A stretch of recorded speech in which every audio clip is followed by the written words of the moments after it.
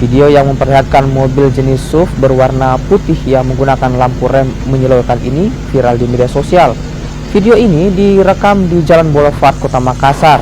Atas rekaman video ini, Ditelantas Polda Sulawesi Selatan mulai lakukan penyelidikan. Mobil tersebut melanggar aturan berlalu lintas dan pengendara bisa diberi sanksi tilang.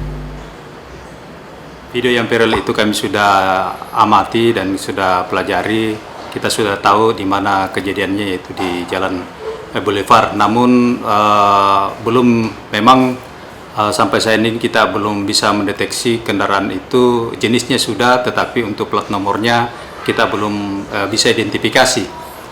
Namun pada dasarnya setiap kendaraan yang bergerak di jalan itu tentu harus memenuhi ketentuan layak jalan kendaraan yang beroperasional di jalan, dan kendaraan itu kita lihat memang melanggar aturan lalu lintas karena dipasang yang dapat membahayakan keselamatan lalu lintas, menimbulkan cahaya silau yang melebihi lampu yang dipersyaratkan di belakang kendaraan setiap kendaraan bermotor.